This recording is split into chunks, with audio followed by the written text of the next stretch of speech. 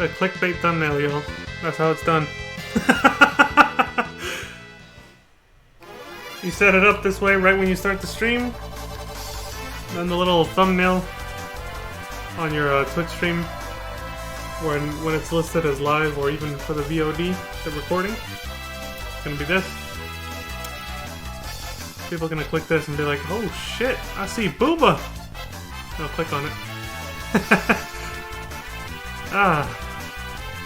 Anyway, enough of the clickbait nonsense. Oh shit. Just dropped my phone. Enough with the clickbait nonsense. Let's get this show on the road. Got my chat set up over here.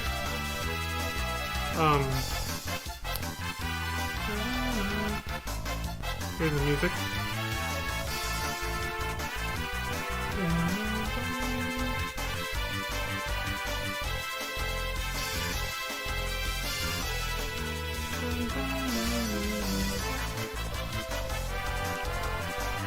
An extensive list over here. A variety of different games.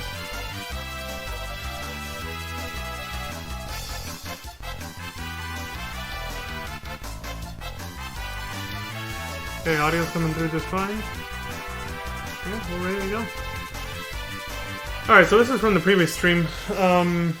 We were on this, but you know, obviously we completed it, so let's go ahead and stop the music, unfortunately. And take away the boopa, unfortunately. Because we gotta get going. So, let me get the speed going already. When we last left off, I believe we'd gotten the third tablet to unseal the 12 legendary weapons, right? Yeah, we got it around... This is the second tablet, if I remember correctly. And we did the Fork Tower after this. And yeah, I think we were just heading for the fourth one. Yeah. Sorry, I'm a little distracted. Still setting stuff up in the background. It's on my webcam being even on yet.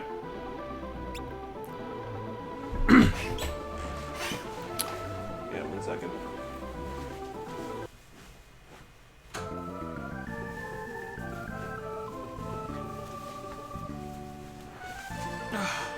Alright, there we go. And that's exactly the spot we left off on. Let's see.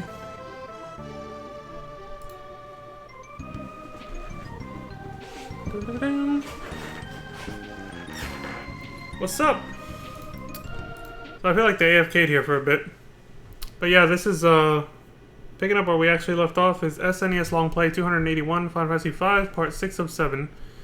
Uploaded by World of Long Plays, played by Tarosun. We had to divert and do a couple different videos earlier because of what happened, but yeah, I believe we got the third tablet and the extra rewards, of course, Flare and Holy. I thought it was going to be Ultima and Holy, but we just got Flare and Holy. What else? Oh, Medio, we got automatically with the third tablet. There's no, like, you don't have to go do some extra dungeon for it. You just get it. Still no Bahamut or Leviathan yet, though. So, I'm not sure right now if we're gonna go get the fourth tablet, or if we're gonna, you know, go do Bahamut or something, but...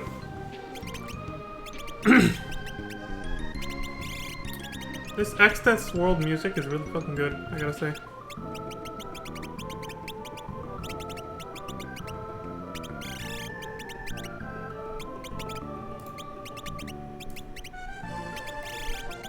I think I had a double speed because it seemed like they AFK'd for a bit before they actually started doing stuff.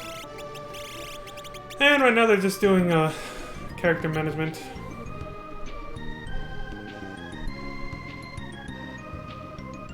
Oh, but didn't we see a dwarf that said to go to that forest above ground or something?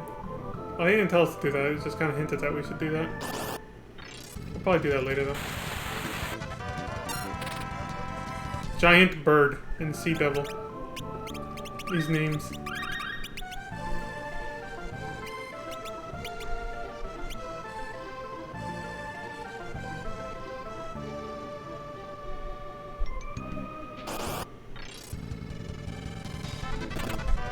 Corvette? Okay.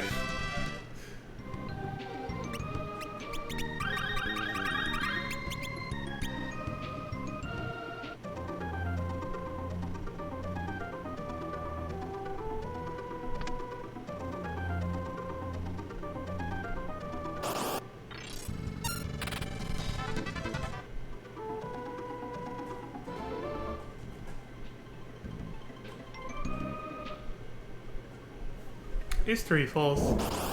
Yep, fourth tablet. Hidden behind the waterfall. How'd they get here, though?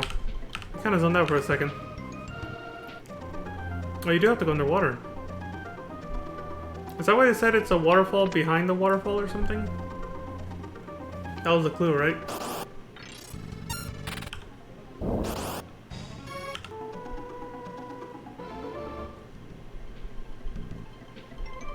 Yeah, that's a little weird. I don't know how you would find that place normally with the vague ass clues they gave us, but okay.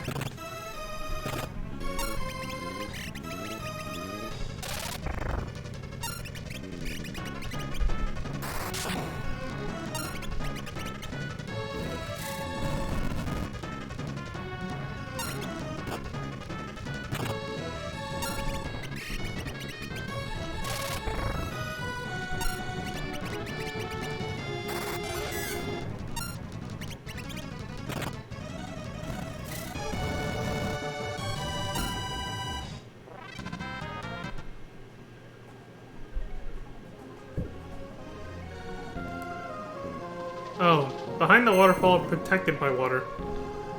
That's your only clue that you have to use the underwater abilities of the new airship or whatever. You gotta look around underwater. That's about it though. Well, that's kind of fun. Use waterfalls to move down, stairs to move back up.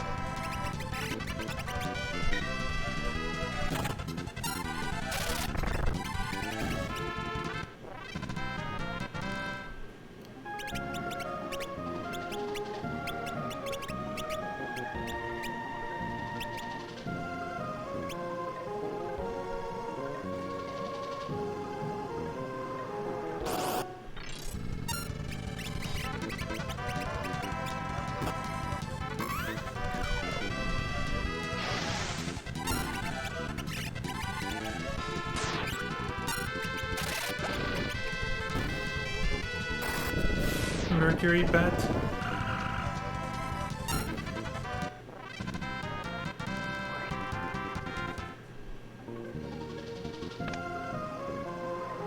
Air Lancet? What the hell's that?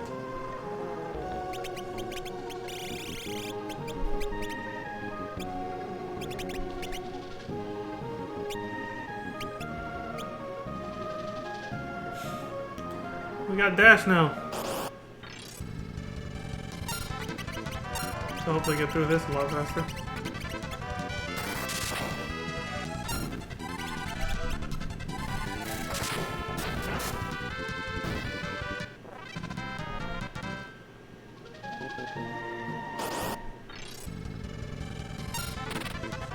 Alcumia? There was two enemies, but then there was only one name. So are they like one and the same? Oh, that's some strict timing right there.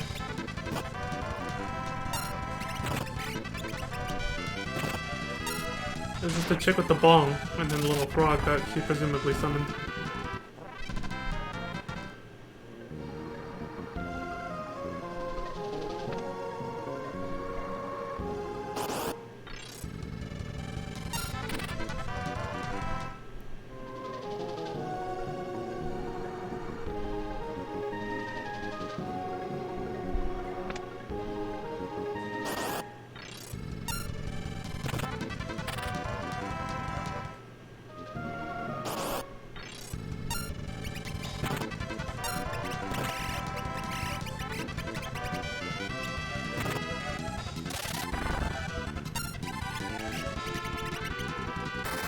Fall Guard. These guys vaguely remind me of Vega from Street Fighter 2. They still have the claws, you know?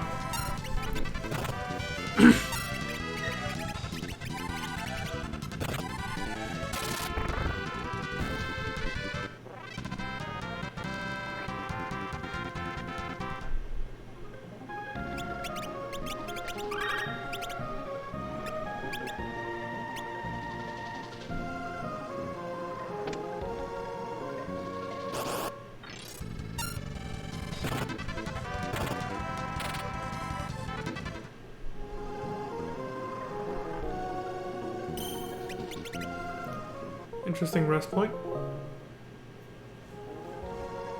First one I see with like little crystals surrounding it.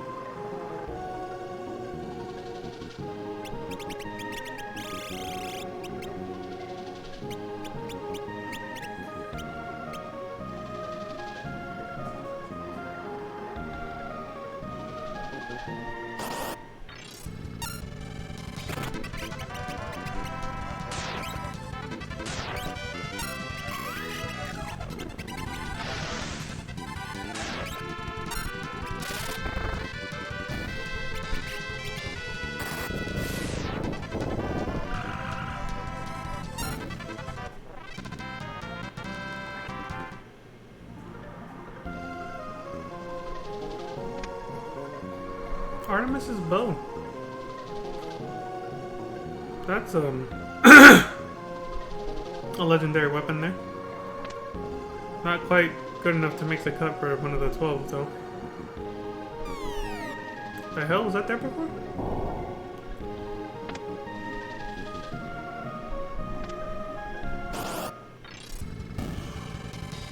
What the hell? What the hell was that? That Tunberry just died and then got replaced by like...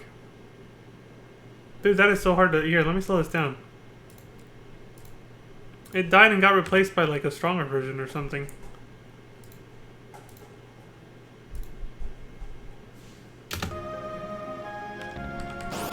Okay. No, wait, it looks the same.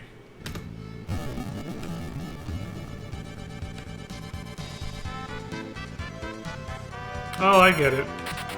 That's the only way they could actually make the mechanic of the Tunberry moving forward towards your party. Like walking forward slowly, taking steps to get closer to somebody, so they can then stab them. So this is the game where they invented that mechanic for the Tunberries.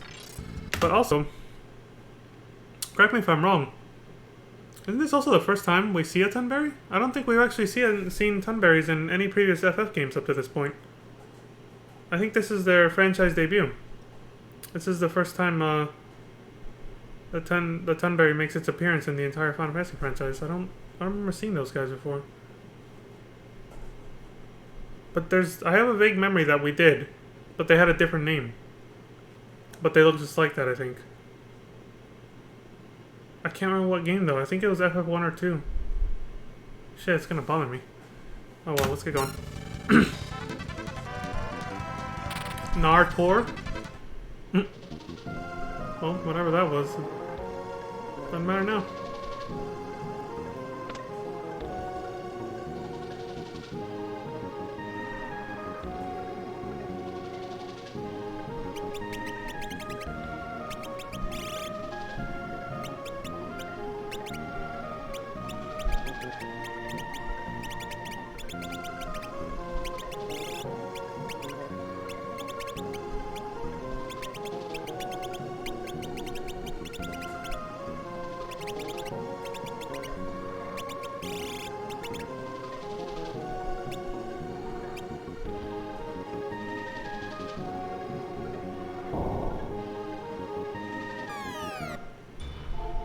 Oh shit. Looks like they knew exactly where to go. Well, here we go.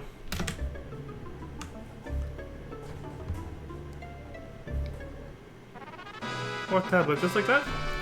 No assholes to try and stop us? Or are they gonna try to stop us on the way out?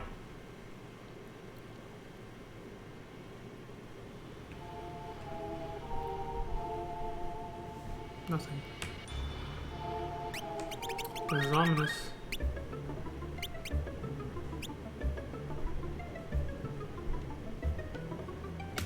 That slab. Nice wording. I can't let you have it. Return the slab. Only a few people will get that at this point. When Master Extus gains the power of the Void, a world of us monsters will be born. You can't stand in our way. Okay.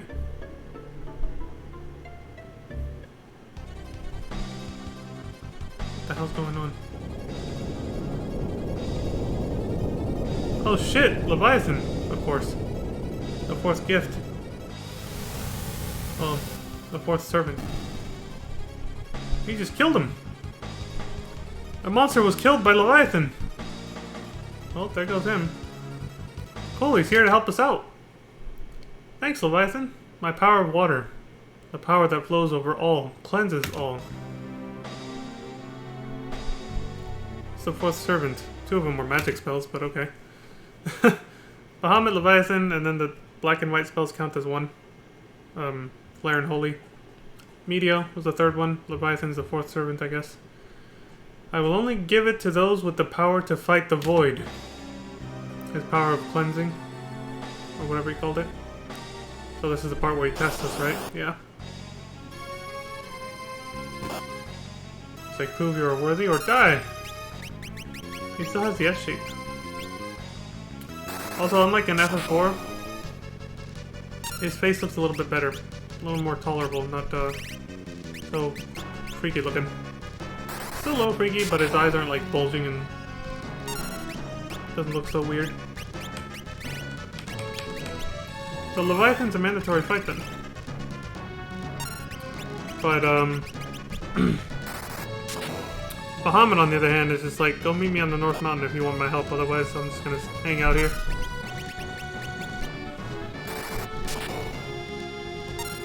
Or who knows, maybe he could have just left and started talking to Leviathan. Maybe this is optional too.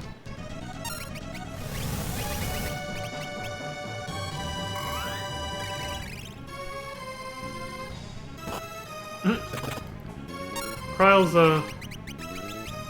death sprite. It's like she looks like she's curled up on the floor. Like she's cold or something. Like what the hell?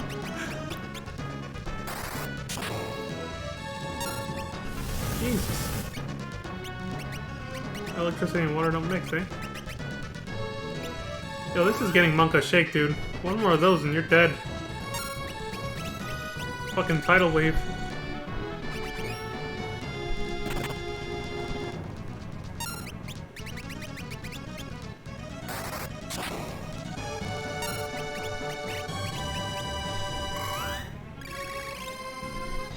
Okay, that's better. Aqua Rake. Soon to be Aqua Lung. There he goes. Fuck you. Well, not so much. He's gonna help us out now.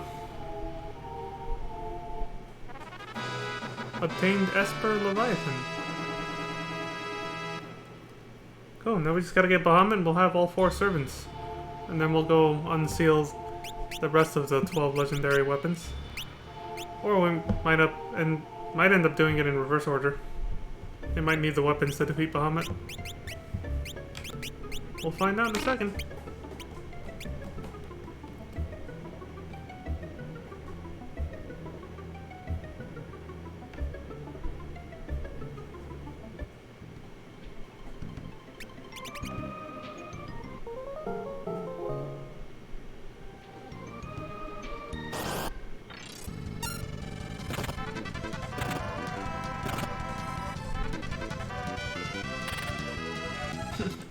Sand Killer and Sand Porky.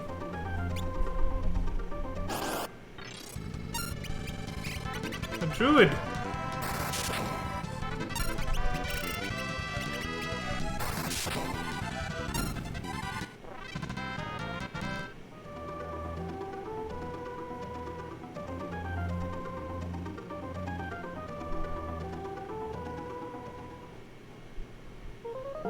A few Z's.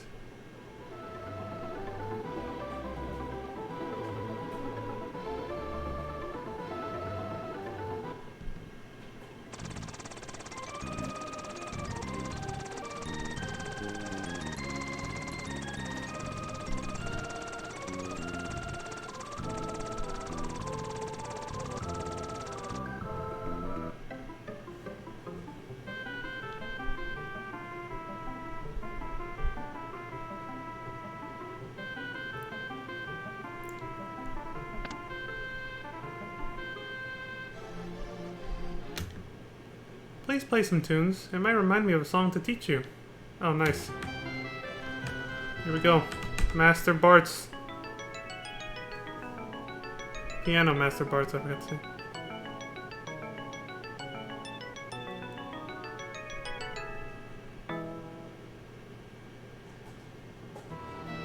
Oh. That's a nice tune. Here, I'll teach you another song. Power song. For bards. Okay. This song gradually increases your strength during battle. Learn hero song. This song gradually increases your levels during battle. Oh shit! It's like some kind of I don't know if I should call it like an EXP regen. It's not really a regen though, you're not regaining EXP, you're gaining EXP. It's a generator. It's an EXP generator. So you play that song, and then you just gradually gain EXP as the battle goes on. Just ticks up. Ooh! Ooh! I imagine that would help you level up a hell of a lot faster. Not bad. So it's a good idea to come here.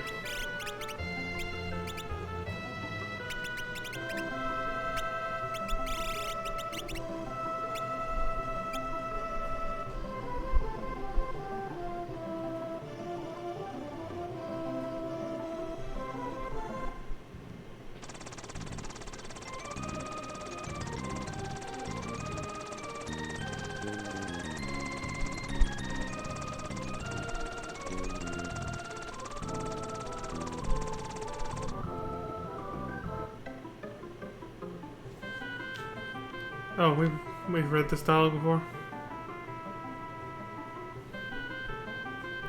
Where'd you come from to get to such a far-off village?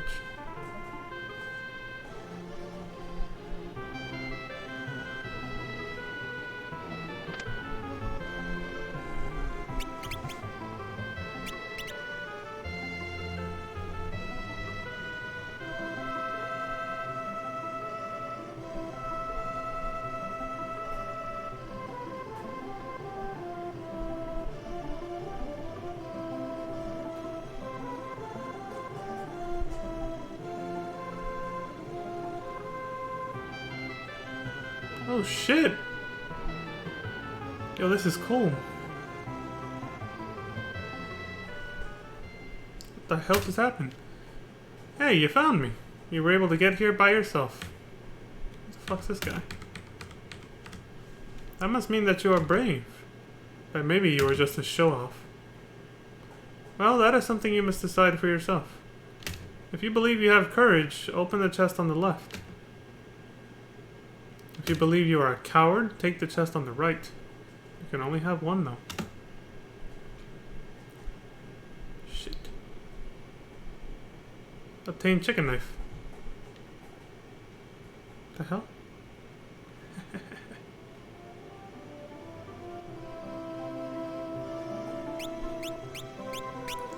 I don't know what that does. More agility. But it also lowers your strength and attack. It's not as strong as the Excalibur. I wonder what the hell's on the left treasure chest.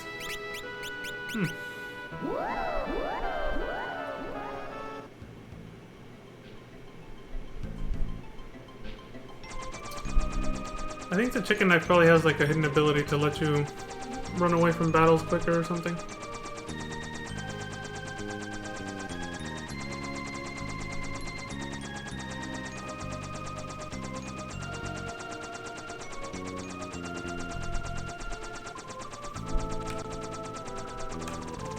I'm guessing it has an extra effect like that. I doubt it's just to get a small agility increase.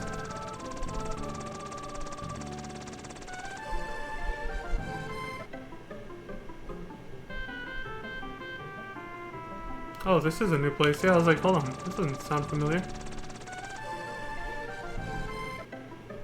Rugor? This is the remote village of Rugor. If we have been here, I certainly don't recognize it.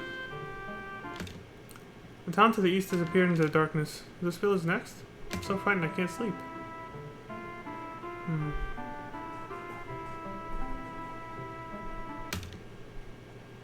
They're scared that the place is gonna be swallowed up, yeah.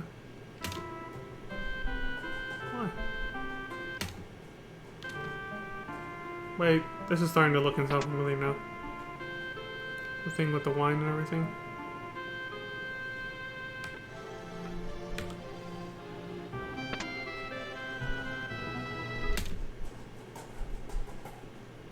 Yeah, I remember this. We talked to these fools before. Yeah, we got the corner jar.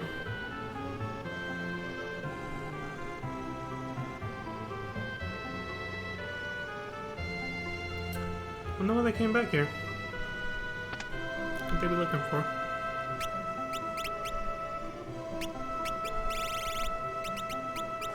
Others.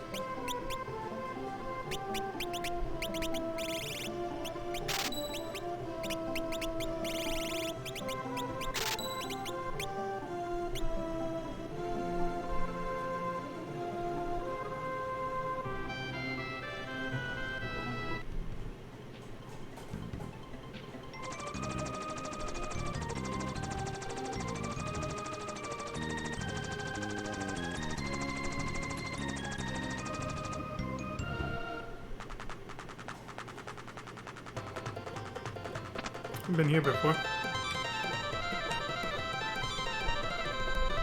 The music though.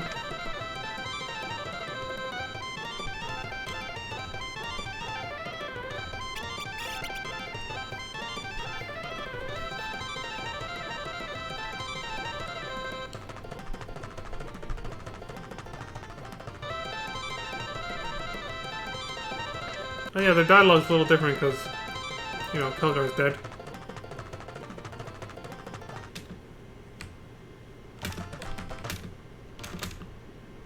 Oh, they're just lamenting if only he were alive.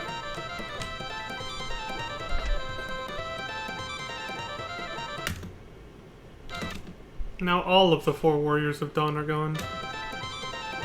Feels bad, man.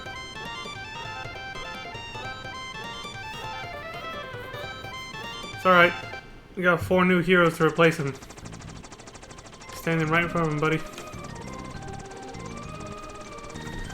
Should say not replace them, but transcend them. I've accomplished what I have because I stood on the shoulders of giants, as Isaac Newton would say. Meaning there are 4 new heroes here.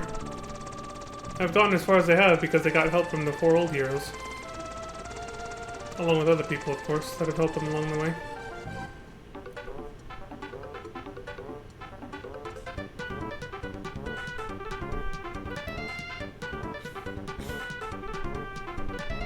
Where did I head?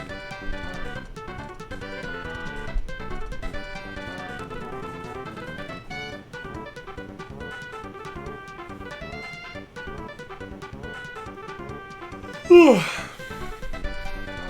I started the stream a little late.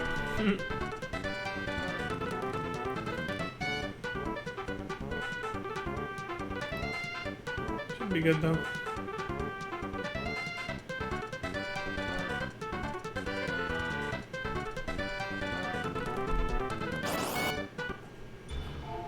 Oh, Town of Mirage again.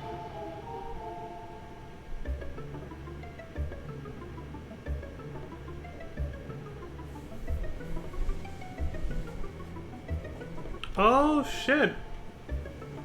This is new. I think we talked to this guy before, but we didn't have Boko back then, so we couldn't do this. See, I have a gift for you, but not for free. I know.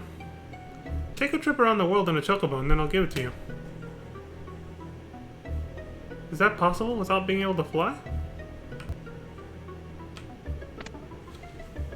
I guess we're about to find out. Here we go.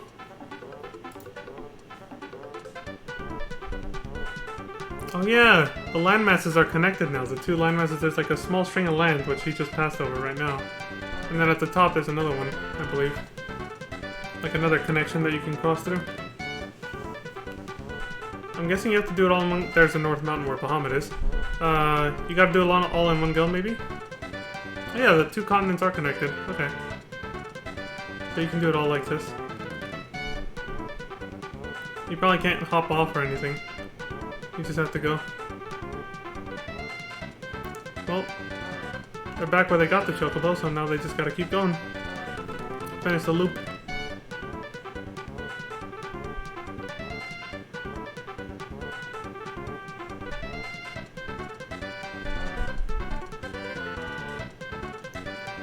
I'm guessing you have to touch, like, certain key points to show that you literally went everywhere. And not just, you know. Magic lamp? Hey, that's pretty cool. Wonder what clues there were to the fact that it was there. So I know somebody mentioned it before, but did they say it was on top of a waterfall?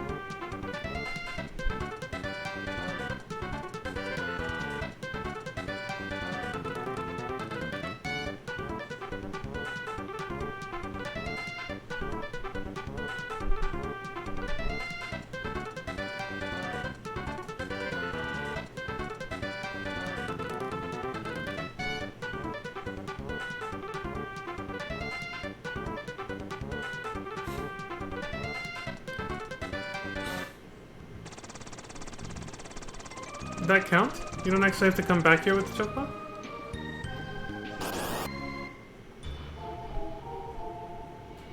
I'm about to find out, I guess.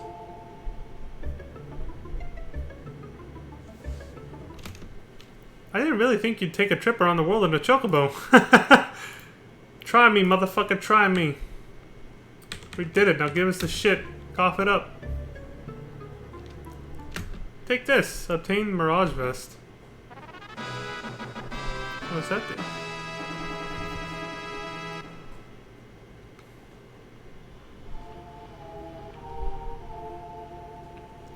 Makes it so you automatically dodge every single attack 100% of the time.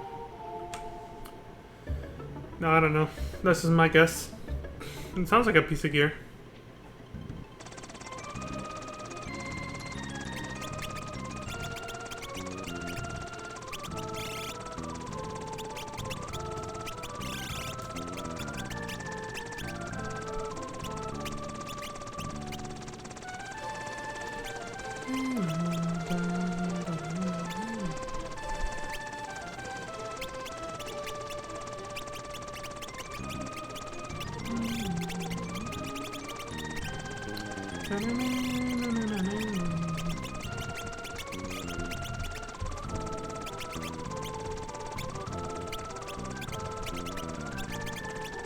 Well, now she can use dimensional magic, which includes media.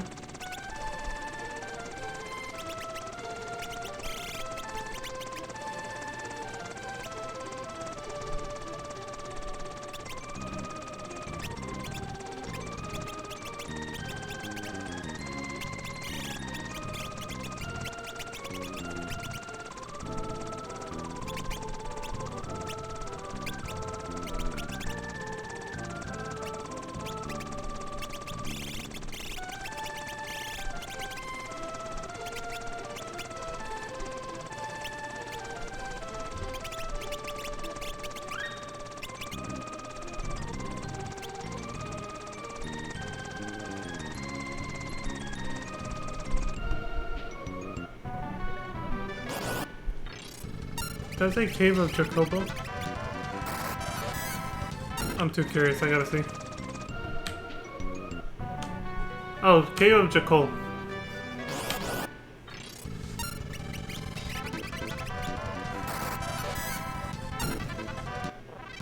At this point, we're pretty much doing side quest collectibles cleanup. Basically.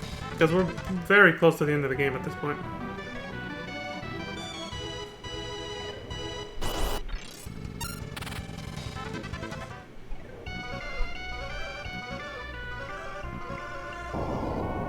Gotta be quick. There's that wretched skull eater from last time.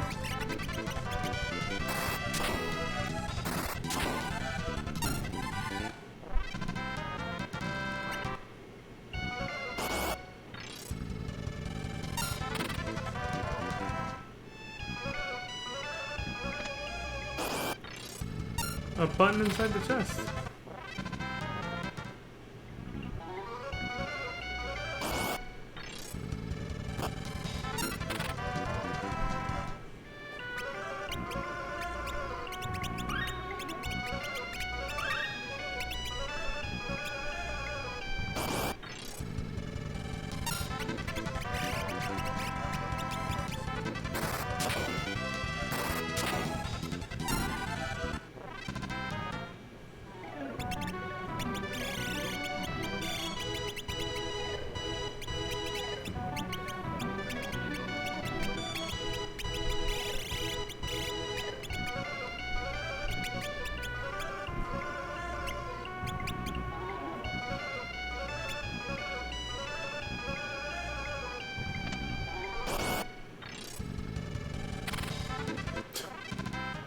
That one just fucked up.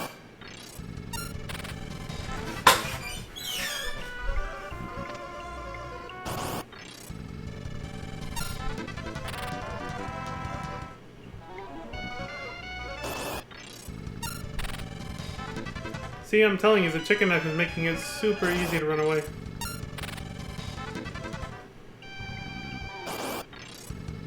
I wonder what the other one was, though. The other chest. Oh, shit. There was something there. Some dialogue.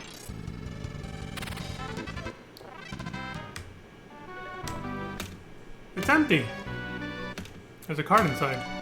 The great thief Lone Wolf was here. Oh my god, it's that guy! Dude, we haven't seen that guy since the beginning of the game when we released him from that jail cell. In the, whatever that place was called. The place with the water shrine? The town, though. Or castle, I guess.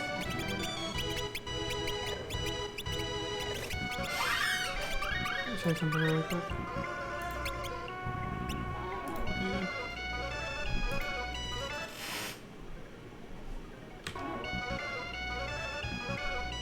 Oh shit!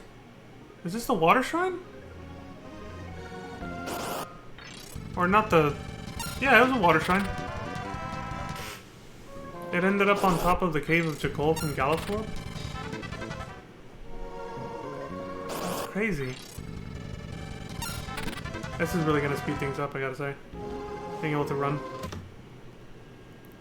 Oh, no, I don't think it's the water shrine then. Something else. There's an Esper here. Well, this is interesting and unexpected. Let's see what happens. Did you come to defeat me? Well, I don't have time to keep you company. I'll give you just 1 minute. Odin? I'm guessing.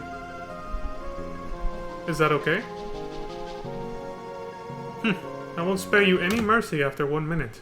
Do you still want to try? No. It's like, hold that thought. Let me,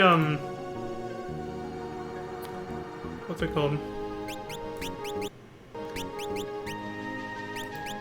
Let me organize my shit and make sure I'm actually ready.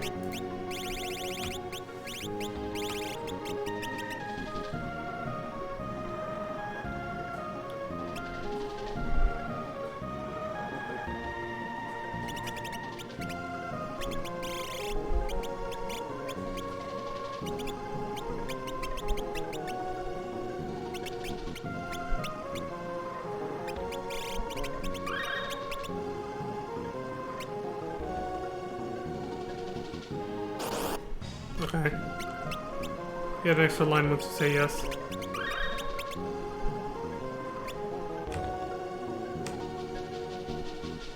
Don't come begging for mercy later. And the verdict is, yeah, it's Odin. On horseback, too. So is this when he uses his signature Zantetsuken move? Which I believe we already saw in FF4, right? That's... yeah, he would chop the enemies into 3 thirds, I guess. But did he already call it Zantetsuken? I didn't pay enough attention. I think it had a different name. Hey, at least they're kind. The timer's based on your ATB, it's not real time. So when it's in wait mode, and you're in the menu shooting stuff, it stops. Pretty cool. I'm not gonna speed this one up, because it'll ruin the suspense of the Monka Shake timer. He still fights back, though. He didn't just wait for the whole minute to pass. He tries to kill you anyway. This is it!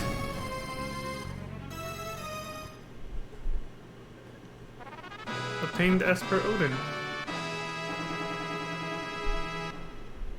A DPS check boss. They had one of those in FF4, but it wasn't Odin, I think.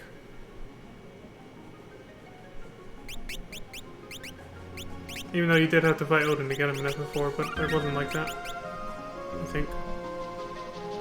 Man, everything's so hazy about shit I just streamed not that long ago. What the hell? You'd think I would have retained this shit more. Jesus Christ. My memory's getting sad. I gotta get better sleep.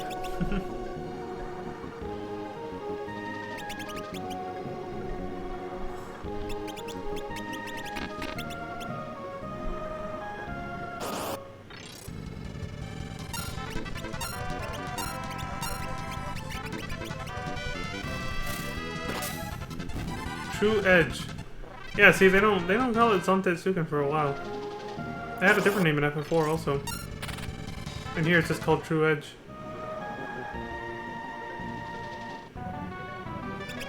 I like how he jumps in the hole like this. He raises his hand like, yeah!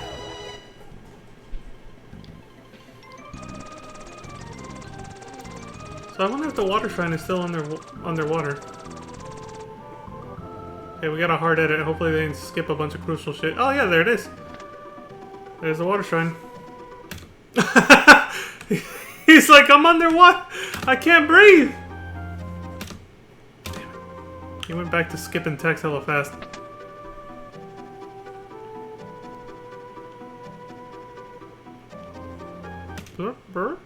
I can probably hold my breath about 7 minutes. Run, Ethan! Run! The hell are those? Timer keeps ticking in fights. So this is the water shrine.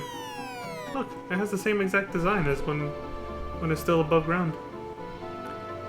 So I didn't see the job crystal up there, the one that we had to leave behind last time. It must have moved somewhere else. Well, with everything that's been moving, I mean, it got sunk underwater through, you know, an earthquake that happened after the water shrine, you know, the water crystal broke. And then the merging of the two worlds, Galuf and Bartz's world. It probably got tossed around a little bit, it ended up somewhere else. Hey, didn't we open that chest last time? I guess you skipped it. The water shrine was like way back in part 2 or 3. It was a long time ago. I'm not gonna go back to check. Yeah, there it is. The power of this piece of crystal is mine, and I'm not giving it to anyone. Go home. Also, some asshole jacked it and came down here with it. Down to the original, like, regular entrance of the water shrine. Yes? No? Oh, no is like saying, no, it's mine, I'm gonna take it from you. Tisk, tisk, tisk. Who is this? Gogo. My name is Gogo.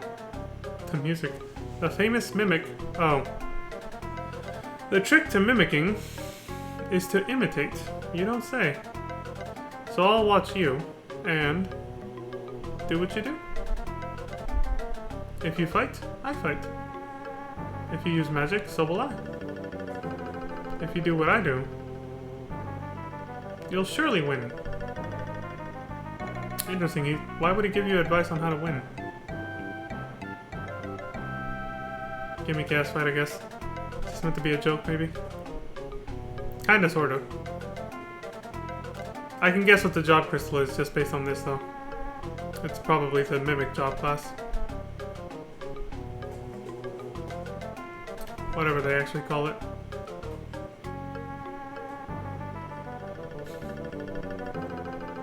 I like the auto region this person has set up.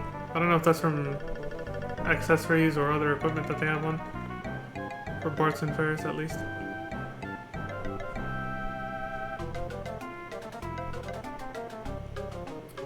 It's a test of your patience, then.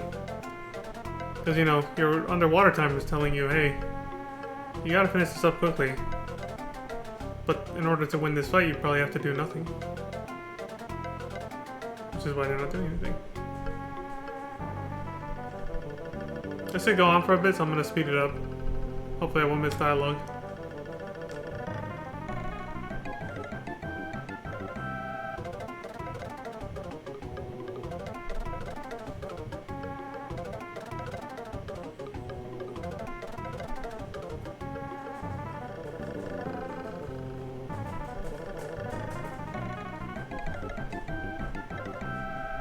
I swear Kefka in FF6 was inspired by this guy's colors, his outfit, a little bit.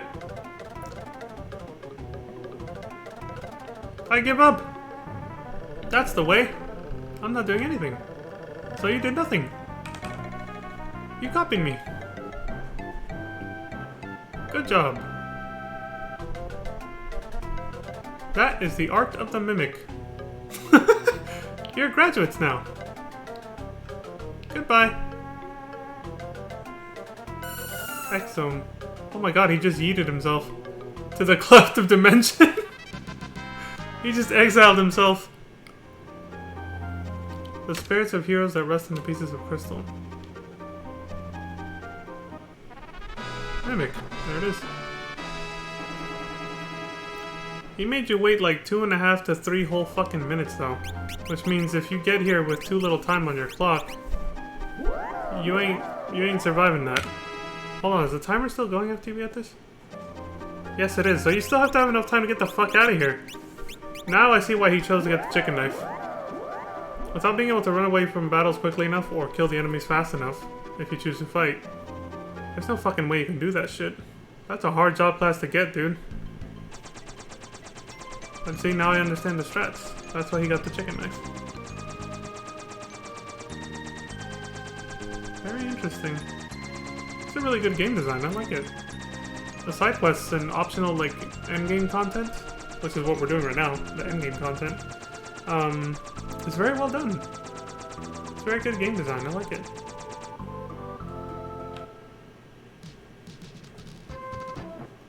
It's challenging enough to be very satisfying to do when you get it right.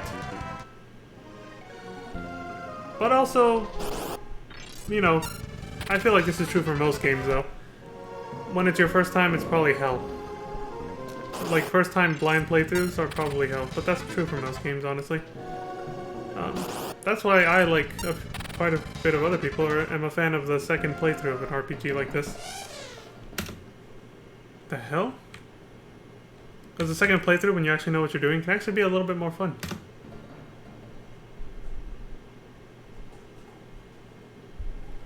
Sildra! You're alive! Wait, seriously? Dude, I don't think I ever got this cutscene on my, my playthrough. Ferris? What is it? Ferris, what do you see? Oh, hell no, it was a debate! No! Huh? But Sildra's right there.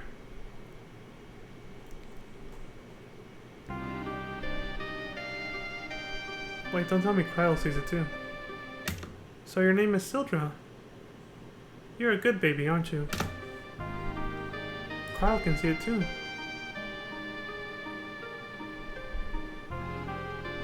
Kara, you can see him? Sildra's soul says that he wants to help you, Ferris. Again? What? Such a good boy.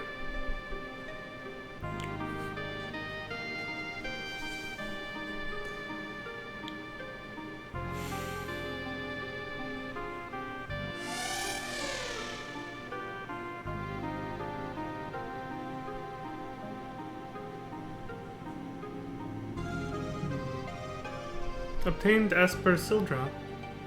He became an Esper? That's fucking awesome!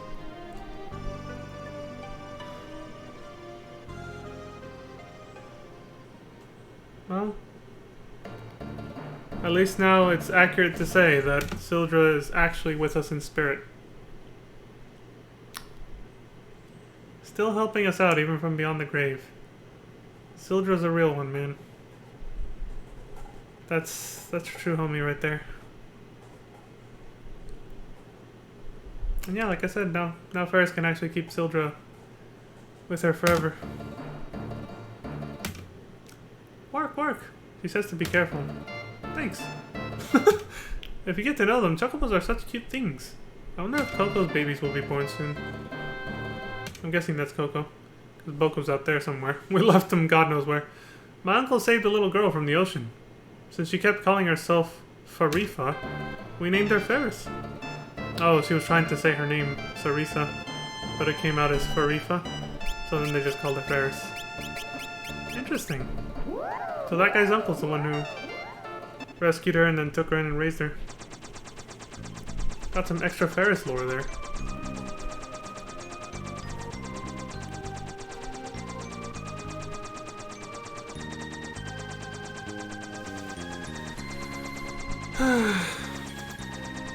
So maybe I did get that and I just forgot. I forgot that, because I'm pretty sure I 100% of the game since I used the guide. Both times that I played this game, I used the guide. I guess I just forgot about that. I forgot that Sildra, becomes an Esper. Comes back from the afterlife to become an Esper and rejoins Ferris to help us out yet again. One more time.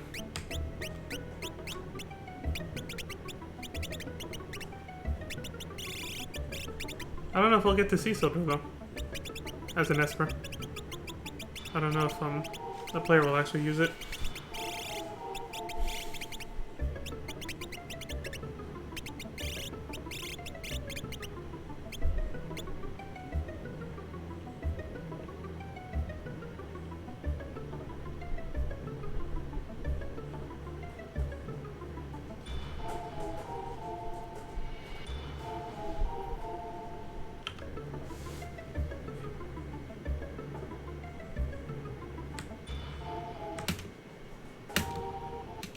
I'm sure there was a piano somewhere in this town, but there's been no one to play it for so long.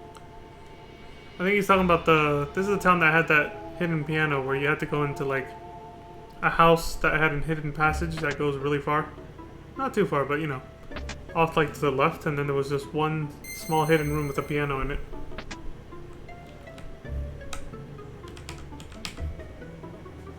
Which we already got that piano, that's why Bartz is now a complete master of the piano. He's played all of them.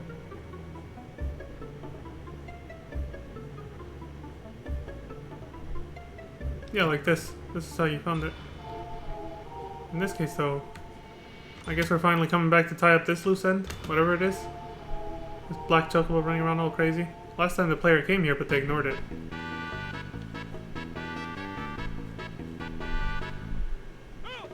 I knew it! This is awesome. Another little chocobo dance. Is that it? We just got a black chocobo so we can fly around? Yeah, I guess that's it. I love that it did its, that it did its signature dance. Just like the first time we rode it earlier in the game. Which I think was it in Bartz's world or Gallows? I can't remember now. Oh wait, is this the actual North Mountain? I thought it was that other one we saw earlier, but it could be this one. We'll find out soon enough. But you have to land in forests with black chocobos. They can't land on anything else. Why? Because reasons. Anku Hegu and Amona. Which one's which?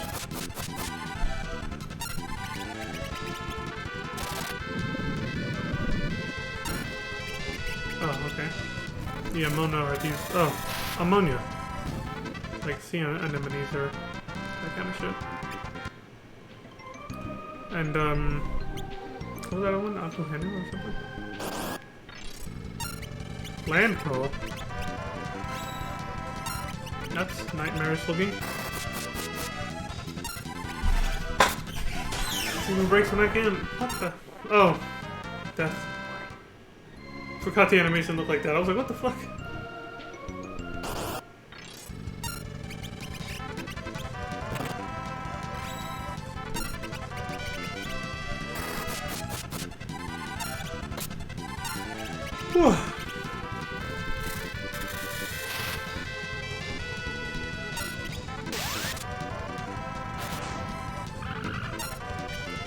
Maelstrom always does a shit ton of damage in every Final Fantasy game.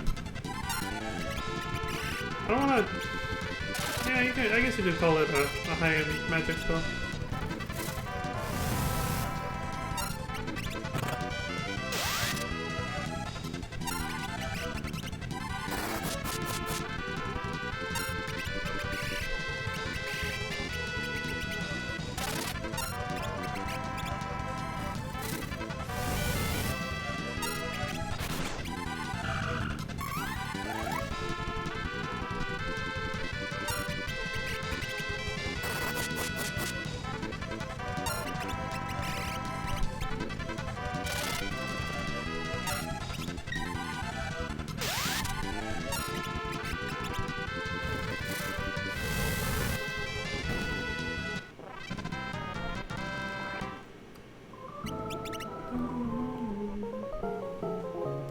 The enemy was a pain in the ass. It took quite a while to kill him. I can see why they used Doom or Death or whatever last time. What the hell is that?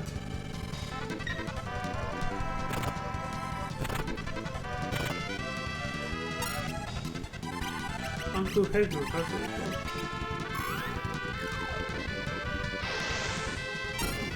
cool. Eat holy bitch!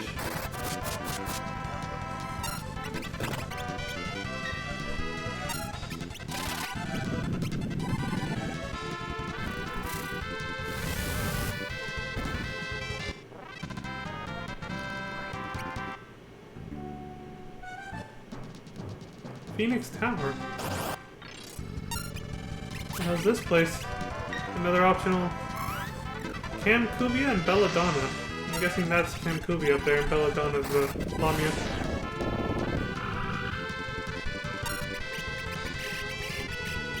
Camcubia looks like... Did I get it right? Yes! Look, how the fuck did I guess that? She just got chopped in half. Looks like a naked woman stuffed inside of a bouquet of flowers. That's some interesting monster design.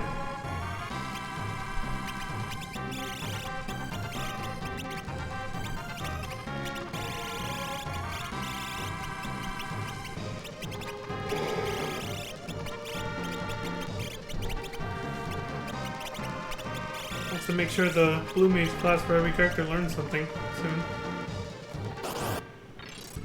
Wonder what it is though. If Phoenix is an Esper here, holy shit. That's dangerous. What the hell is that move called? Roulette? Literally Russian roulette. Whoever gets picked dies, even if it's an ally. Oh yeah, if Phoenix is an Esper here, that will be Phoenix's very first Final Fantasy franchise appearance, I think.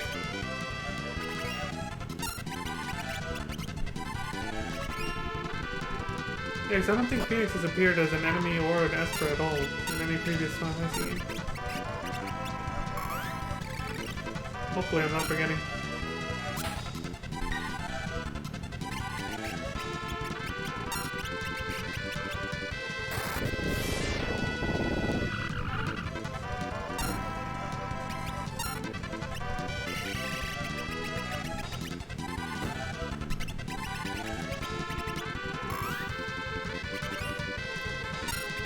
Maybe roulette was a move they wanted to learn. Oh damn it! This is when they added that shit for Odin, that mechanic where you don't always get the attack where he chops everyone in half into thirds or whatever. Which it's half now. It was only thirds for FF4. Unlike FF3 and 4, now Odin is like a proc for chopping everyone up, like an instant win for the battle. The hell? Khazar. Named after that place where we use the tablets to unseal the weapons. Looks like a behemoth type enemy. But only half of it is sticking out of the wall. But yeah, now Odin alternates between, you know, using what will later become known as Zantetsuken. Or Zantetsuken, sorry. And Gungnir, the legendary spear, which just does heavy damage but not an instant win. Cherie? Okay. Kind of water dancer. So yeah, that becomes a thing and stays a thing. Yeah, True Edge is the instant win. Chops everyone up. That becomes a thing in FF6 and 7 too. That's here to stay. FF8, you just can't summon Odin on command. But when he does appear, it's always on Tetsuken at least. I don't know if Odin's in FF9. I don't think so. If he is, we'll find out. It's a monster in a box. It's a preemptive encounter. And it's a magic pot. Or is it called a magic jar? No, it's magic pot. And these fuckers appear in FF7 and they just ask you for an elixir. Yay, thanks! Runs away, gives you a shit ton of ability points. And a Phoenix Town, apparently.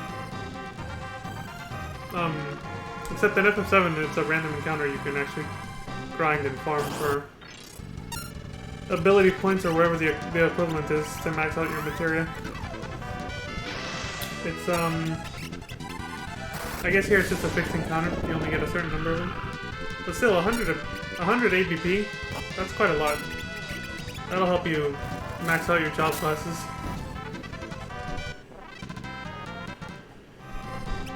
But it could be a one-time thing, like I said, there's probably no way to farm it.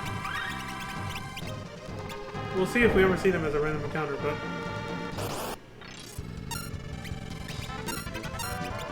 But also, even if they were a random encounter, it'd be pretty hard to farm, because elixirs don't fucking grow on trees. And you have to give one up every time you want to, you know, defeat one of those things to actually get the AVP, or the ability points, or whatever. Most people don't think of that as a problem in FF7, where you can actually farm those guys, because everybody and their mother uses the W item glitch to just make as many elixirs as they want. You know, to duplicate items. They just duplicate as many fucking elixirs as they want, and it's not a problem. Soul Cannon. Like the one we destroyed earlier in the game on that airship. The fortress. I think you can only see half of it sticking out of the wall, though. It's so weird. Oh, was that Sildra? Let me see. Yeah, it was Sildra. Thunderstorm. So that's what Sildra looks like. We gotta take a moment to appreciate Sildra's appearance. It's the only time we actually get to see her, or his entire body. Because you only see the head. In the rest of the game. Well, that's cute. Yeah, it's basically a sea dragon, of course. What else would it be? I think that's what was pulling Ferris's ship. Pirate ship way back in the day. That was like a lifetime ago, though. This game has been one hell of a journey. Still feels a lot shorter than FF4, though. I feel like FF5 is shorter. Definitely shorter than 6, but it also feels a little shorter than 4. That could just be bias coming from the fact that I played and beaten this game before, though. When you've done something before and it's not your first time, it tends to go by faster than when it's your first time. Do what you will with that statement. Take that however you will. I'm not responsible. Results may vary, that's all I'm gonna say. I didn't check the other jar this time. I only checked the jar on the left.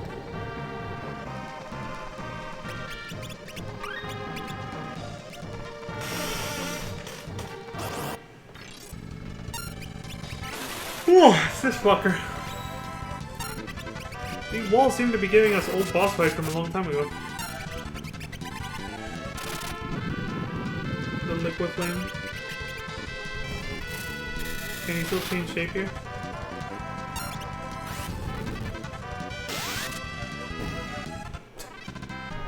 He tried to heal himself.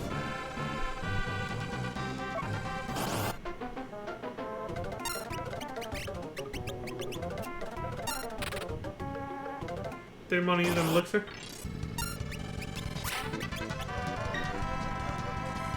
Maybe he didn't have one. I'm gonna say that with you, man. They probably still want to use it. Can't run? Shit.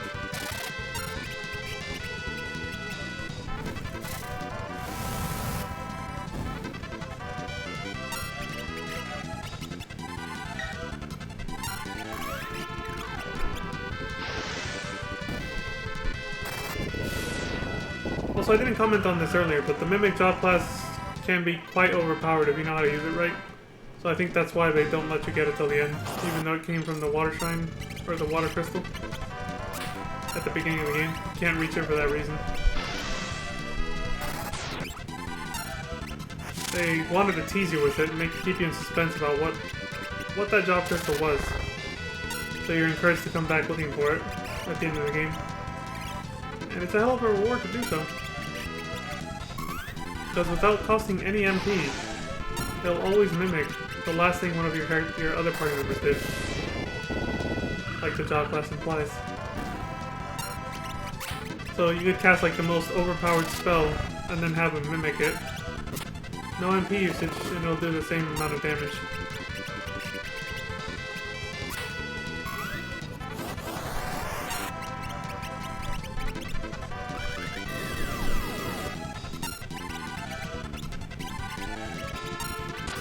I'm thinking about it and I was like, I don't think the Mimic job class would work even as a limited job in FF14.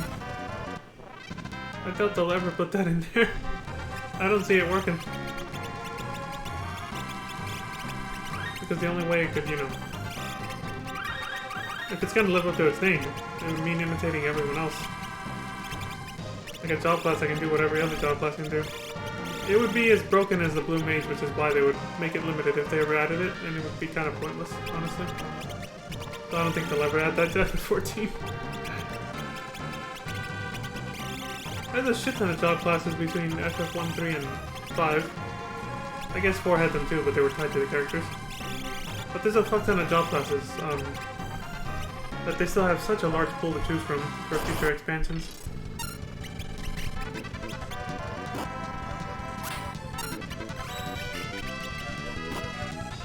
And even though they have such a large pool, they still decided to make their own original job class for the first time ever, which is the Reaper class being added in Endwalker. It's pretty cool.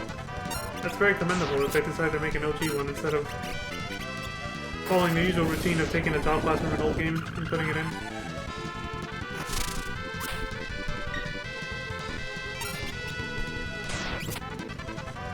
Oh yeah, doesn't Final Fantasy Tactics add a few more job classes? I just thought about it. I think it does. Well, we'll find out when we get there, because like I said, I am going to add FFT, Final Fantasy Tactics, to this Final Fantasy Marathon. I'm trying to play these in release order, which for the most part that's pretty easy, you just follow the numbers, right? But since Final Fantasy Tactics is not a numbered game, I'm going to have to look it up. In fact, now's a good time. We have a little bit of downtime. I'm going to look up when FF Tactics was released, because I'm pretty sure it's after FF7. We'll find out in a second. It's gotta be, because Cloud is actually featured in it. Let's see.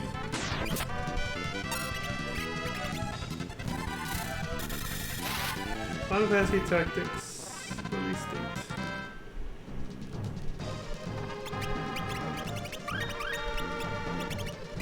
June 20th of 1997.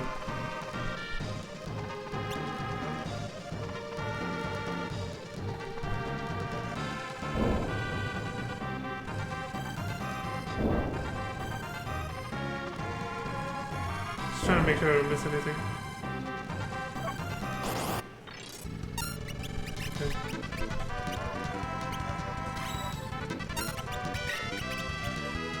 Oh wow, same year. Final Fantasy VII was released in January 31st of 1997. Right at the beginning of the year. Dude, I was 6 years old. Jesus. I had just turned 6 years old. Not that long from that point. Damn.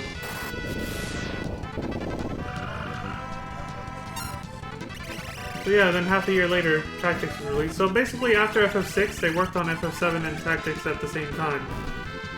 But they decided to have a cameo appearance from, you know, Cloud in FF7 and Tactics. Or maybe they decided that, like, just a few months before Tactics released. Because, you know, since games weren't as complex as they are now back then, they probably could have still added that last minute when they saw how popular Cloud became as a character after FF7 released. They had 6 months in between the releases, so they might have still added that last minute.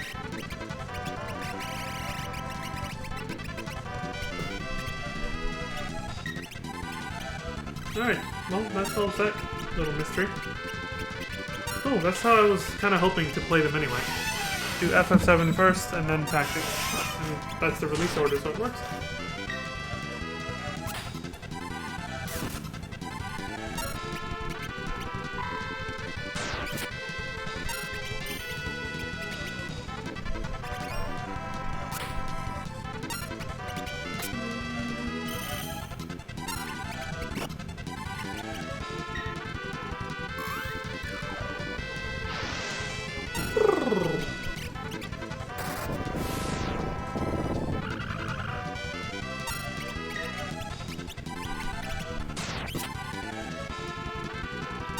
Stole red shoes.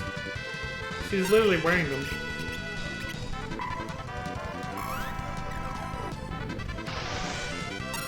Just jacked her shoes off her.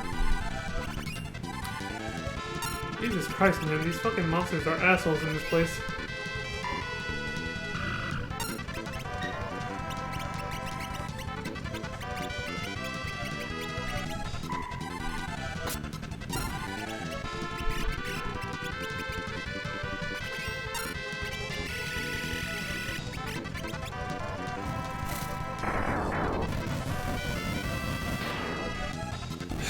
You gotta be fucking kidding me. You guys know why that just pissed me off, right? Do you guys remember that hard edit we saw earlier? They did it again. They skipped over the process of going to get Bahamut. The whole process, not even just to fight. They skipped everything because they already have it. They just showed us they already have Bahamut. We never even saw how they got him. No dialogue, nothing. They just completely skipped over it. And this is probably the worst long play video from this channel I've ever seen.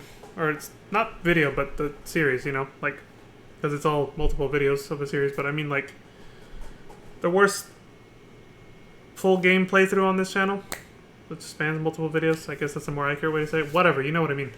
This is the worst game playthrough ever. It's...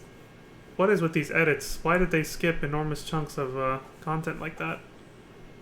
Thank God this didn't happen with the first 4 Final Fantasy games, or we probably would still be stuck on them. Let me check the comments real quick. Somebody else probably caught this and was like, what the fuck? 1 second. Gonna have to look up another video again to see what we missed with Bahamut. Jesus Christ. Maybe I should have started playing these games. Or, yeah, maybe I should have started playing from Final Fantasy 5 instead of 7. Picking up the reason Moogle song. For Go-Go's. Oh, okay. That's what that was, yeah.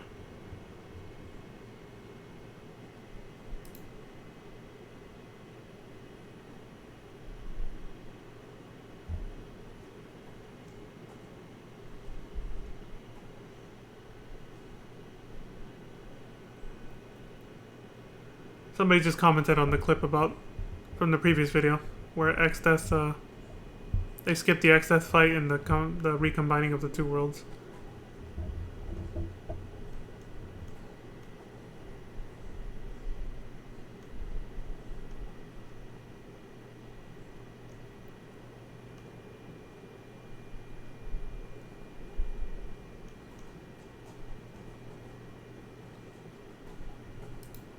What's going on here?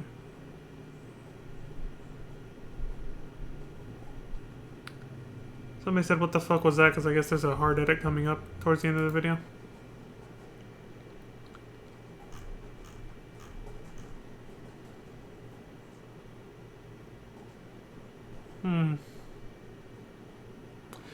You know what? Because this playthrough is so fucking jank. That's what I was saying. It's the worst playthrough I've seen from this channel, from all the long plays. Because the editing and all that stuff, it's so jank with all the cut content stuff.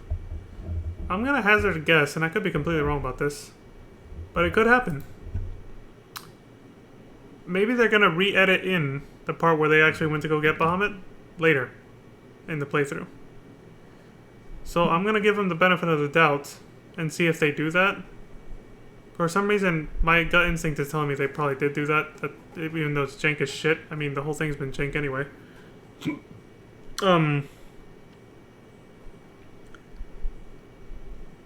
if they move on with the story and start going towards the end game, which, again, I'm familiar because I played this game before, and I see that they didn't do that, then I'll go ahead and just look for another video at that point.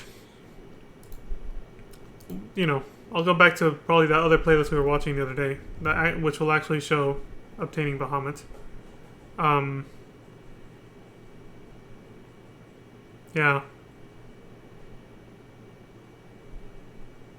Nah, fuck it, I'm too OCD. Let me just go pull it up right now. Fuck this shit. Let me just go pull it up right now. I don't want to sit around in suspense waiting to see if they're gonna re-edit back in when they got Bahamut, because they totally skipped that shit. Oh, yeah. Alright, let's see. Where is it? Where is that playlist? 204.38. Okay, that's where we were on this video. Let me see. These are 10-minute clips, so the title should be very specific. Hopefully I'll be able to find where it is. Pyramid. Optional stuff. Fork Tower. Sunken Water Tower. Go Deep Sea Trench. Here it is. North Mountain and Phoenix Tower, first part. Let me check the video and see if it's what we're looking for here.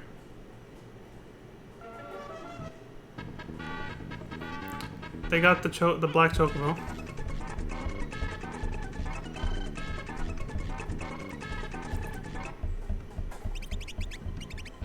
Okay. They landed in the same exact spot. But now, instead of going down to the Phoenix Tower, they went up towards the North Mountain.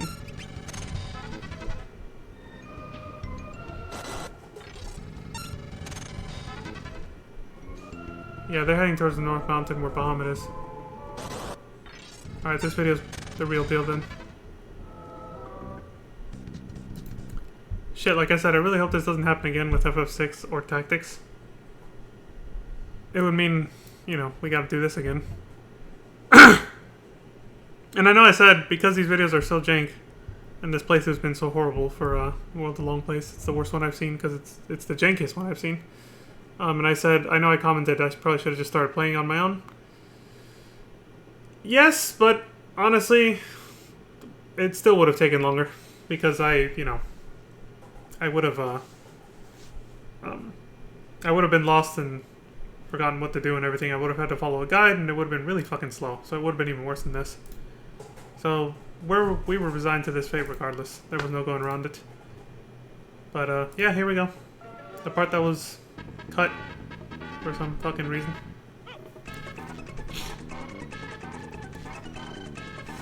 I still feel like they're gonna edit the Bahamut thing back in.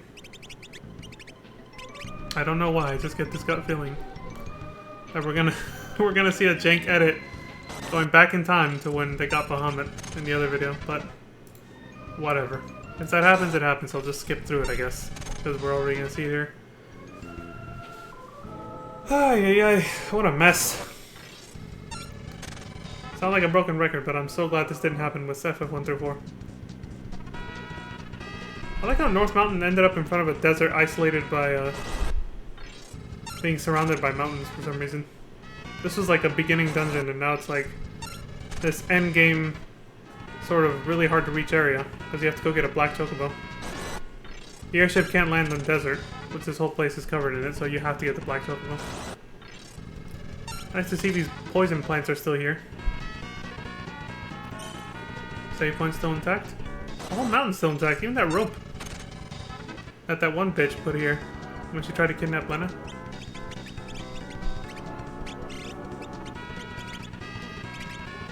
For money, I guess. This person already got Mimic in the chicken knife, too.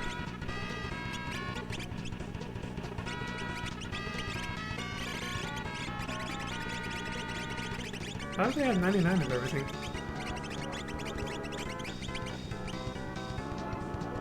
Are they doing like the perfect game playthrough, where you try to max out your inventory for every item or something?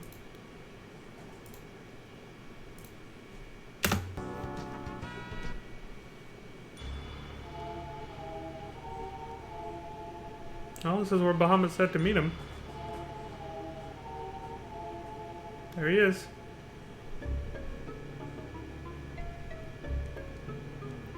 The fourth and final servant. For the people who get the 4 tablets or whatever. You who opened the seal. Defeat me and my power shall be yours.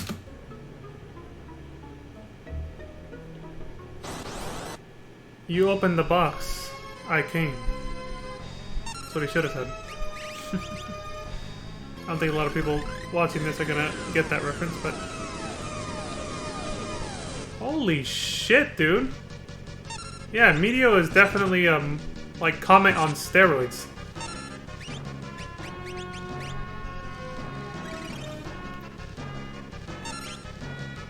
I can see why it's dimensional magic instead of black magic. Unless Comet is also... I actually don't know how they categorize it. Still. That is way more powerful, but the damage is all over the place. Look at that. Jesus.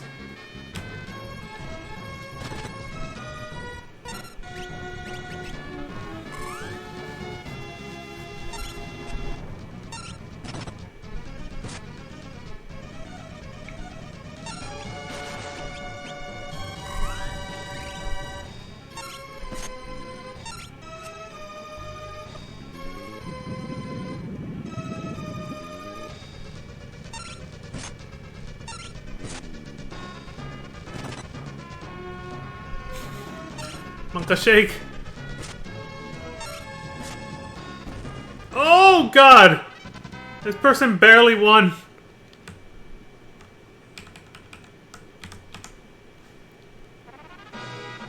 Call Beast Bahamut. The translation stuff, I think. Do you guys remember how the translation was all fucked up when we used this video series last time? We couldn't see what Gilgamesh was saying. The conversation between Gilgamesh and Exdeath last time we did this. Okay, so that took care of Bahamut. And I think, yeah, the video says up there they go to Phoenix Tower, which we're already at in the other video, so we can go back now. Jesus Christ, this whole thing has been jank. Honestly, most of the playthrough was okay up until the end when those weird hard edits happened that skipped a bunch of content. And now I'm starting to suspect and wonder if there's been other shit that we've missed that was skipped over that I'm not familiar with. You know, because I've only noticed the major things, like the obvious story thing with Exdeath and this Bahamut thing, were, you know, conveniently or unconveniently or just whatever, were skipped over and edited out. But, now I'm wondering if there's, like, other shit that's been skipped over in that jank-ass playthrough we've been watching on World of Long Plays. God damn. I expected a little better. I thought they would have vetted the videos better to make sure that everything was included. You know, make them 100%, but I guess it just kind of...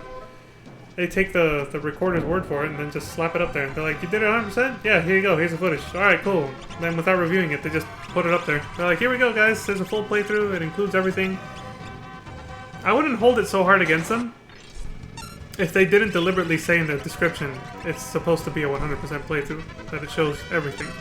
But they literally say in the description that it's supposed to be everything, and it's not. There's shit that's edited out. They obviously didn't pay attention to. That's the only reason it kind of upsets me. But whatever. Can't do anything about it. It is what it is. The next time I ever play FF5 on stream, or any of the older FFs, will be the Pixel Remaster.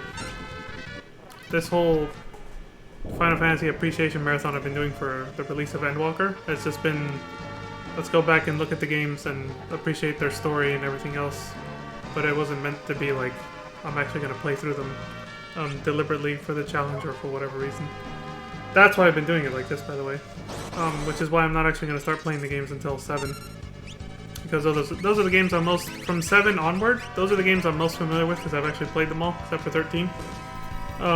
So those are the games I'll actually enjoy playing the most because I already know what to do in those games, for the most part. I know how to play them and I know where to go, so I won't get lost or stuck.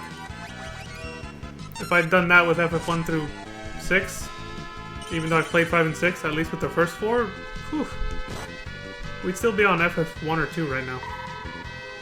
Even though those were like last month. So... that's why I'm doing it this way. That's why I'm like, you know what? I'm just gonna watch the first few, and then I'll play from the games that I do know onwards. It starts with FF7. The games that I know well enough, I guess. But 5 and 6 are just too vague in my memory. Anyway, I'm gonna switch back to the other playlist that we were on.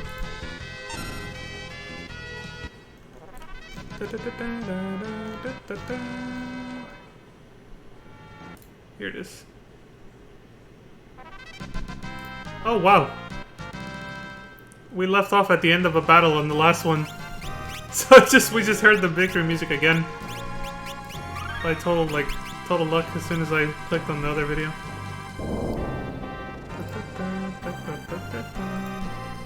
I gotta say again, the music goes way too fucking ham in this game.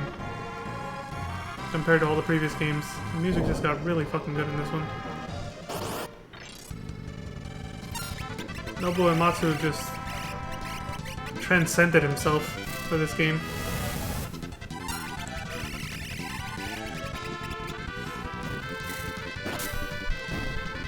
Does Magic Lamp just use a random summon like that? Without costing MP? A random Esper, I should say.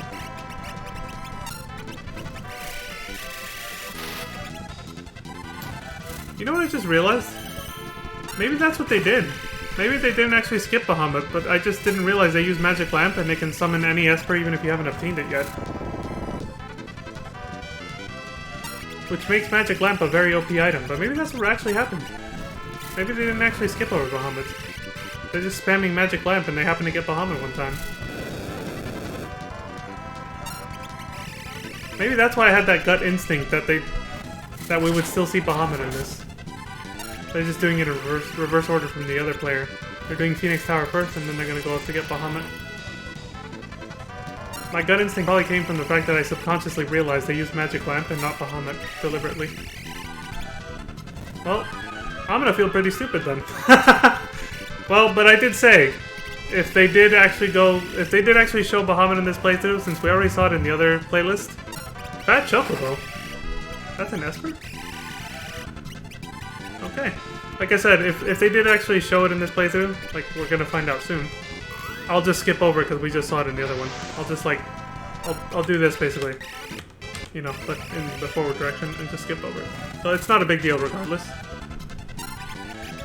But I'm still gonna feel pretty stupid. I should have been paying attention. As for Chocobo, is that an Esper we obtained at some point? Or is that something else that they edited out? I don't really know. Oh shit. Because I don't remember getting Chocobo or Fat Chocobo in this game. Maybe that's still something they're gonna get later. Like I was just saying with Bahamut, it's an Esper they have yet to get, but the Magic Lamp lets you summon any Esper in the game even if you don't have it yet. I'm guessing. Oh, this is where the Hideo ended up? Dude, it's gonna... I'm telling you. Something's gonna happen here. We're gonna get Phoenix, the Esper, for the first time. Oh, that's what I was gonna say. Sorry, I keep pausing. A Chocobo and Fat Chocobo. I know we've used Chocobo before, but I think this is Fat Chocobo's debut as an actual Esper in the Final Fantasy franchise. I know Fat Chocobo appeared as a storage device in Final Fantasy 3 and 4, but you weren't able to actually use it as an Esper, I think, like as a summon magic, until this game.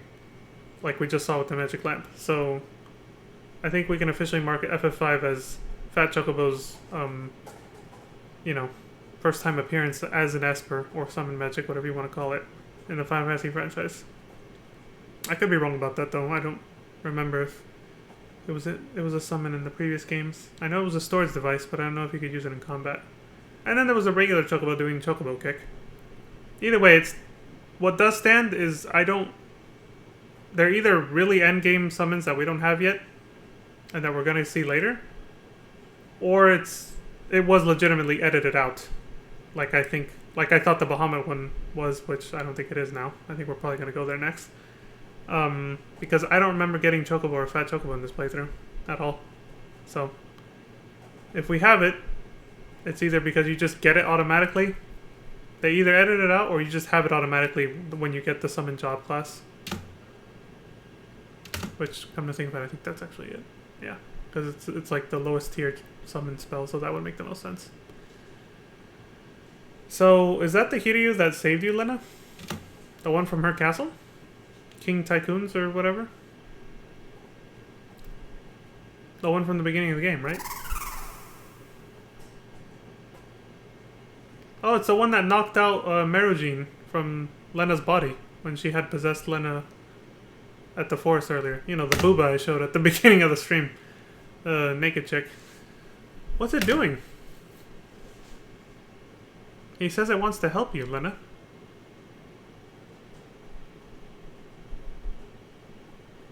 Okay. What was that thing around its neck? Hiryu! Are we gonna see another death, like Sildra? I'm about to cry. What's gonna happen?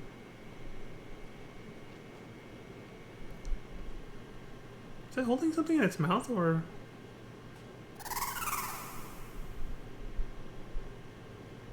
It is gonna turn into Phoenix.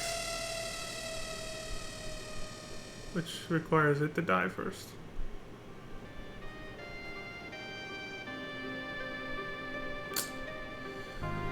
Damn it.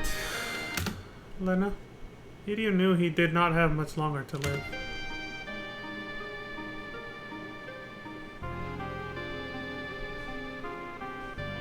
Damn. That's the original one from the beginning of the game, man. That's so sad. It's the one that's on the fucking logo of Final Fantasy V. the dragon you see on the logo, and it was in the CGI, the cinematic introduction we saw for the Final Fantasy Anthology version. It's King Tycoon's original Hideo. We flew around on it before we went to Gallup's World. So when it saved me back at the forest, yeah, when it knocked you the fuck out to get Marugene out of you, so we could kill her without killing you. It used the last of its life to come to this tower so it could be of help to Lena. Hideo? I wonder why it came here though. It probably had to so it could transform into Phoenix like it just did. Yeah, here it comes. Oh, we get a flashback first. Oh, awesome! You mean there isn't any way to help Mother?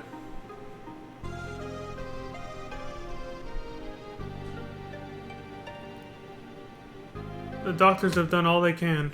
They say the disease can only be cured with the tongue of a Hideo. Oh, this is how Lena knew that the Hideo could lick her wounds and heal her that way. When she first saved its life on North Mountain. Lena! What in the world are you doing with that knife? You would never. Wait! Oh my god, is she gonna... I'll go.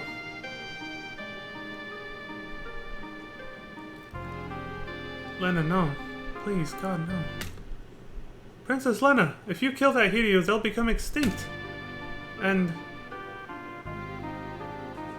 your mother dearly loved that dragon. Even then, you would cut out its tongue? Holy crap, you get a choice? In a flashback? So I'm guessing this is going to affect the outcome of the present day.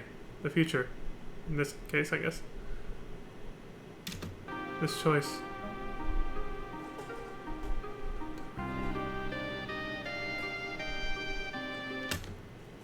Your father has come here many times agonizing over this. But it's for the best.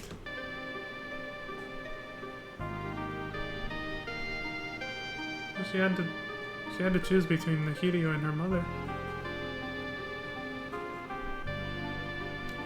Oh. Mother.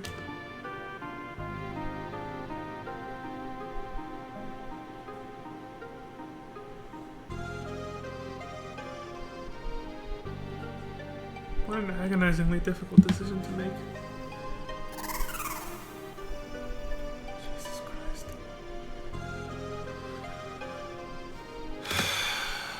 The Hideo transformed into Phoenix and entrusted its power and its spirit to Lena.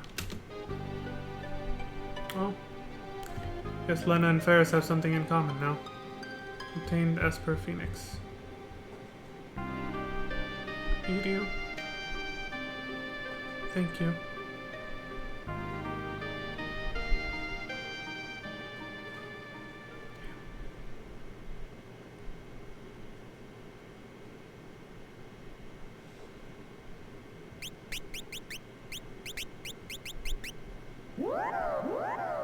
The sorrows of parting, my friends. Well, just like Sildra with Faris, the Hideo will always be with Lena in spirit now, too.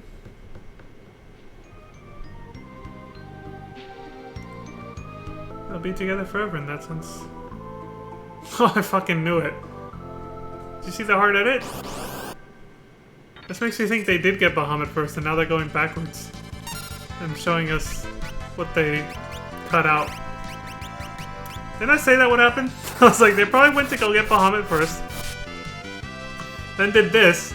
And then I had a gut instinct feeling that after they finished with Phoenix, they were gonna edit the video and go back to show us what they had skipped over, which was getting Bahamut first before Phoenix. That's what we're about to see. Jesus Christ, that wasn't... Okay, so I wasn't wrong. Sometimes it's a good idea to actually trust your gut instinct. It's weird, but, like, some part of you actually knows when something's gonna happen. Because I didn't get that feeling when we had that rough edit with Exdeath. I knew when they skipped over that main scenario section, the fight with Gilgamesh and Exdeath, and the merging of the two worlds, that huge plot point that was skipped over, I knew that wasn't gonna come back. They weren't gonna show that. I knew that was a horrible fucking mistake resulting from horrible editing, or just they lost the clip, or they forgot to fucking hit record when they did that part and they were too lazy to play the game over again or something because they didn't make a backup save.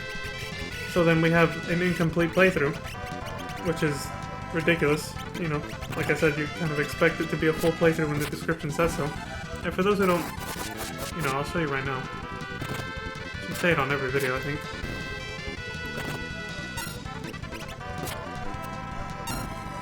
Let's see.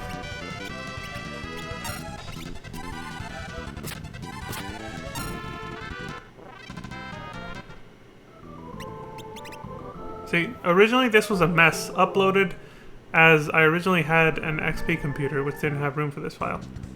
But now, I present all of you with a director's cut that includes all parts recorded.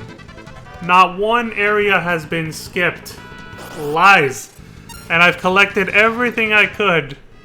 And yet, literally there's comments in this video telling them about the last video, what happened to the clip with the fight with Exdeath and Gilgamesh, and the merging of the two worlds. That's not there, and you said in the description everything's here. See? I will offer the excuse of leveling up off-screen at certain moments. Yeah, I can give you that. And I attempted to follow the same methods that Parazing did for Final Fantasy IV. Good old Parazing. He actually did a pretty good job recording that. Well, I should say they. I don't know if he or she or non-binary. Disclaimer, most videos by World of Long Plays use save states. Yeah, that's whatever. But see? It's right here, folks, on the comment. They said they didn't skip shit. But they did. Well, at least they fixed their mistake with Bahamut. They did skip over it, but then they went back and, you know, we've seen this before already. Then they went back and actually fixed it and showed this, but I can't forgive the skip with Exdeath and Gilgamesh, because that's part of the main quest. This is a side quest. If this had been left out, it's kind of a lesser... It's not as bad. But the fact that you're in the mid-main scenario quest, and you just suddenly skip over a huge chunk of plot like that, like, arguably one of the most important plot developments in the fucking game, especially close to the end, and you don't edit that back in later at all, or just completely, ever, that's pretty bad. It's pretty fucking bad. So I don't take back what I said when I said this was a horrible fucking recording slash upload. That is very, very much not up to standards with World of Long Play's other videos, I guess, or playthroughs that are uploaded. And it's pretty fucking bad still. I still stand by that, but you know, whatever. I said I was gonna skip through this. Oh, that was quick. How'd they kill it? They threw something at it? A pinwheel? Alright. Well, I guess I didn't have to skip at all then. They were already done by the time I decided to start skipping. Cool. Is there gonna be another hard edit? Somebody said in the comments there was a hard edit right here. Coming up in 5, 4, 3, 2, 1, boom.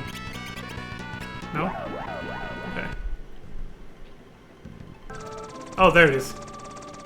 That's where the person in the comments was like, what the fuck was that? You guys didn't see that because I had the BRB screen up when I read that comment earlier, but... whatever. Hopefully they didn't skip anything else that's significant, side quest or not. We've read all this dialogue before. We're here to unlock the last 9 weapons. I guess they unlock the first 3 weapons just because they're mandatory before you can go get the other 3 tablets. Otherwise, they probably would have done all 12 at once.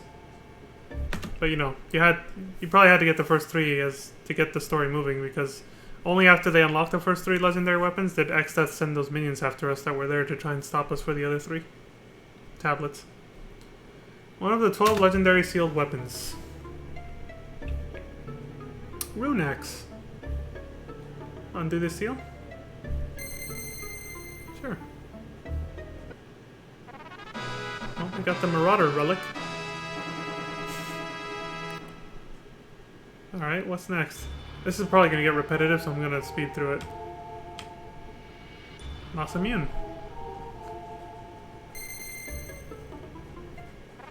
Yeah, this is... There's plenty of time to read the name. I don't need to read the same dialogue over and over. Yoichi's bow.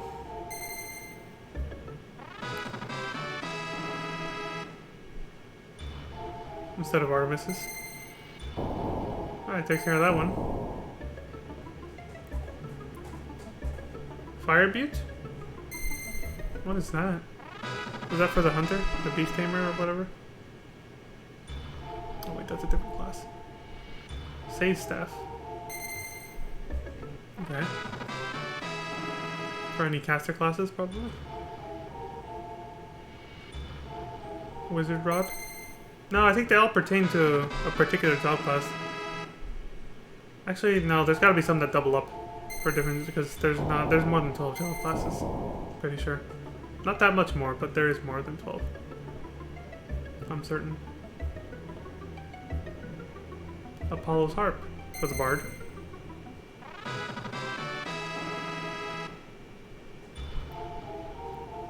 Earthbell.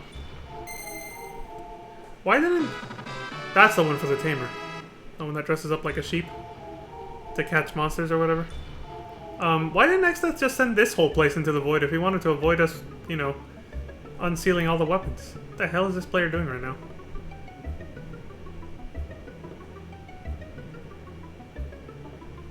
Choose 3 weapons, but there's only 2. Oh, there it is.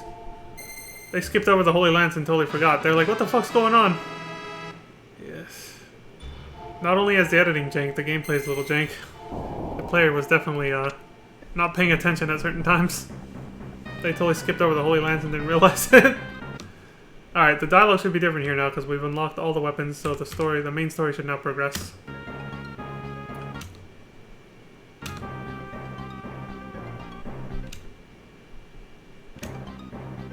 This is the same dialogue. I'm guessing when we talk to that guy, it's going to be different.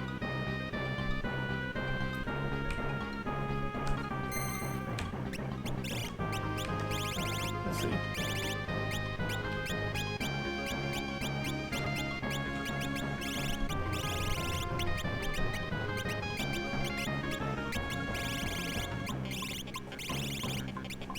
So I'm guessing the hunter uses the whip, and the bell is for the monster catcher. Whatever that class is called. I just know it captures monsters, but I can't remember what the name of it.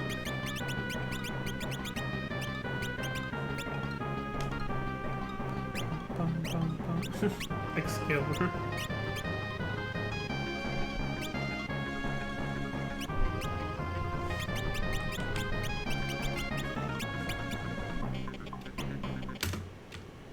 Trying to time it to see when they talk to this person.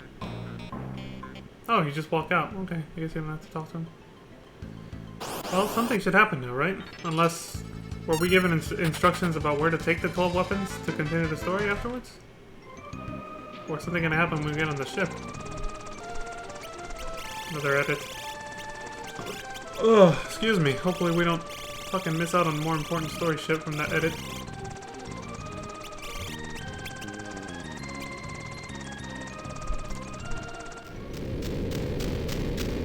The hell? Oh, I guess you just pick one of the holes that Exdeath made to go into the void once you have all 12 weapons. What's that?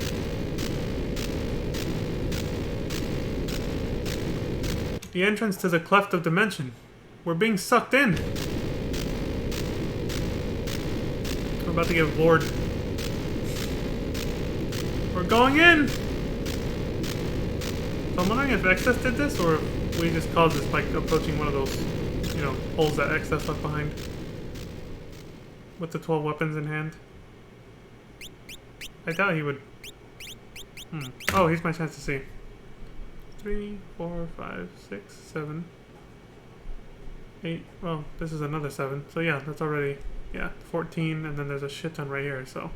15, 16, 17, 18, 19, 20, 21, 22. 22 classes, 12 legendary weapons. Because, yeah, some of the weapons double up for more than one class. If there had been 24 job classes and 12 weapons, I would say that's 2 weapons per job class. But it was only 22 job classes, so... the ratio isn't quite like that. Not that clean. Well, now we should be in the Cleft of Dimension where Exdeath is hiding. I guess we just... managed to just... Len as a berserker looks kind of funny. We just got here safely with the protection of the weapons, I'm guessing?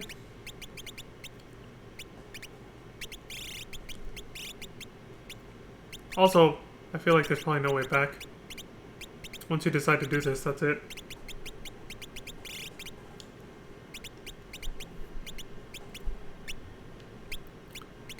It's the point of no return.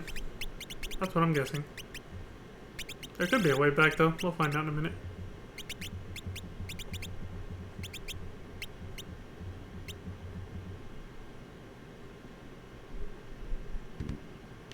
Cleft of Dimension. I wouldn't doubt it, though, if there's no way back, because, I mean, FF8 has a point of no return, for crying out loud. I hate when games do that, too. Especially if they don't warn you specifically that that's going to happen. Most games do a good job of warning you if that's going to happen. But there just shouldn't be a point of no return for RPGs, and specifically open world RPGs especially. Though this technically doesn't count as an open world RPG, but still, it's very much set up like one. I know he dressed up, or he changed Ferris into a berserker at one point earlier in the game. I feel like Ferris's berserker outfit was a lot less revealing than Lena's. I just realized he's pretty much just wearing a bikini.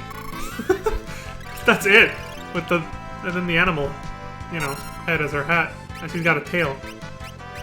You know, this is for the furries out there, I guess.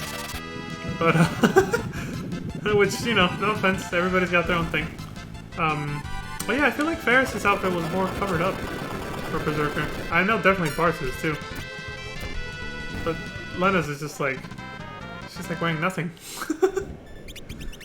He's taking after Marigine now. Just wearing nothing.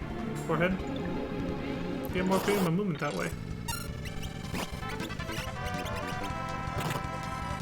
So from my last actual playthroughs from many years ago, I remember that there's a significant cutscene that's going to play. Well, not significant, they're all significant, but there's a cutscene that's going to play pretty soon. That plays pretty soon after you get here. I know we're not far, it's actually right here, actually. Which is why I'm not leaning back in my chair, because... Yep, here it is. We monsters who have been sealed in the cleft of dimension for a millennium. 1,000 years is a long time, bro. I feel you. There they are. Exdeath will unleash the power of the void, and a world of us monsters, a world of darkness will be born. Those were the same last words that other dude who got killed by Leviathan said, so you might want to, you know, watch your wording there. 7 left. We don't get another free kill like Leviathan, though, I don't think. We gotta kill these ones ourselves. Fuck him. We can't let you stand in his way. You will die here in the cleft of dimension, by the hand of our dark powers. Oh. They're being cocky. They're taunting us. Great.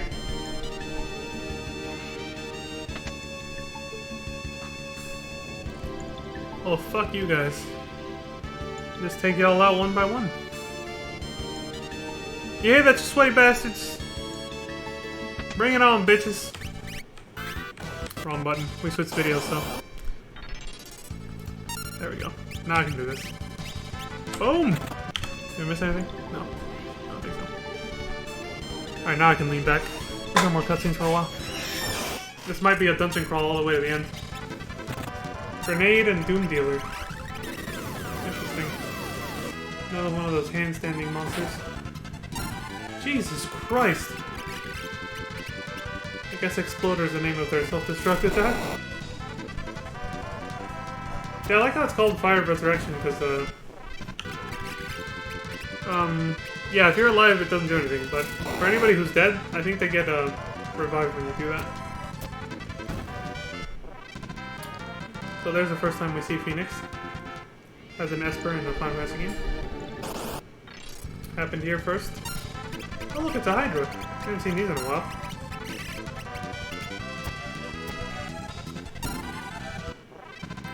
Oh, what the hell was that? Oh, I tried to do a final attack and it probably didn't work.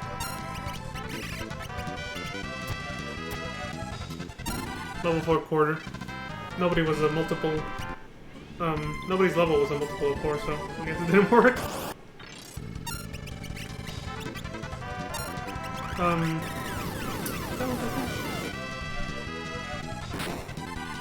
I want to say the Hydra looked exactly like it did in FF4. I think that was like the exact same enemy model.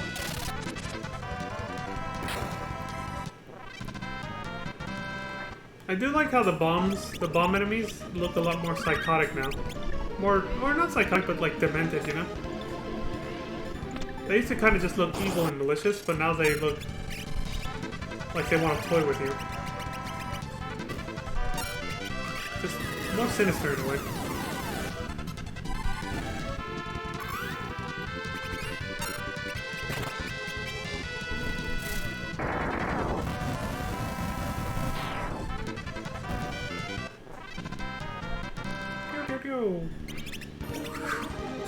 See how the Mega Flare animation is just slowly becoming more, like, awesome and epic looking?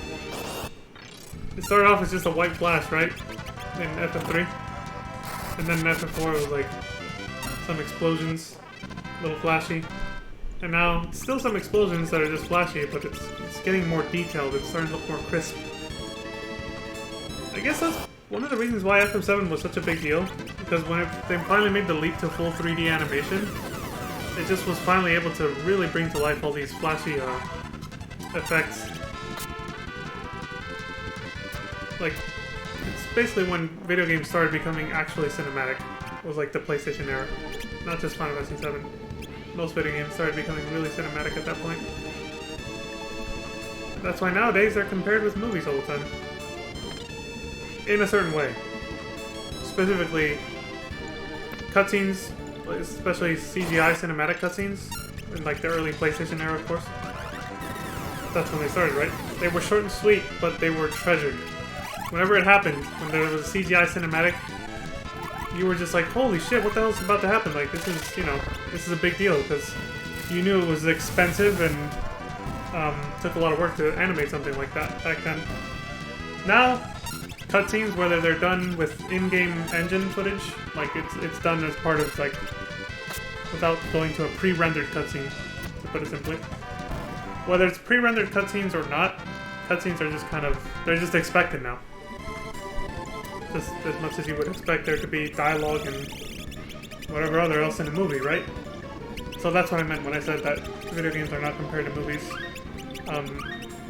Like it's just anything else, you know?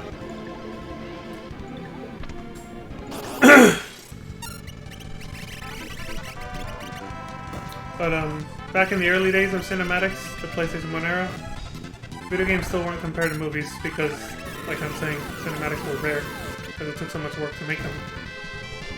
CGI animation was pretty hard back then, and it's so expensive. So people didn't take them for granted.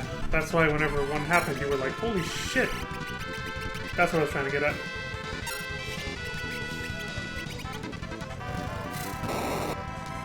It was a pretty big deal back then to see a cinematic cutscene. But now, just another day. Just another day.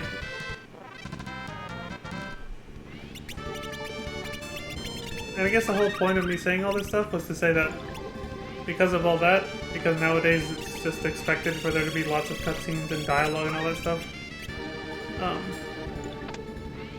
video games are basically just kind of interactive movies now. Even by technicality. How the hell are we back here? They did say their world was originally in the Cleft of Dimension, right? But technically they got out when the worlds merged. But somehow we're back in this town, regardless of that.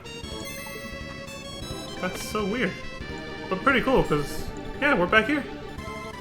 Oh, but see, now they're frozen in time, like they said they were. Before the worlds remerged. So you can explore this town again, but at limited capacity. It's not the same as when we could explore it outside.